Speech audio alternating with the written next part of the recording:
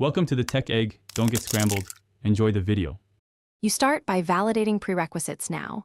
Confirm the exact instance name and version, and whether it runs locally in a VM or in the cloud.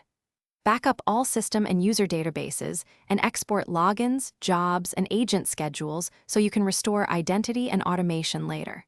Stop any dependent applications and services that hold connections. Make note of connection strings, DNS entries, and ports. Once done, you'll be ready to safely take the instance offline for removal without surprises. You now remove runtime bindings and cleanly detach resources. First, unregister any replicas and remove availability groups or clustering dependencies. Detach databases rather than deleting unless you want them gone. Then stop SQL services and disable automatic startup so nothing restarts during uninstall. Remove related network endpoints and listeners that route traffic. Next, run the vendor uninstaller or package manager to remove binaries and manually clean registry keys, configuration files, and leftover folders so future installs aren't impacted. Make sure to verify service removal.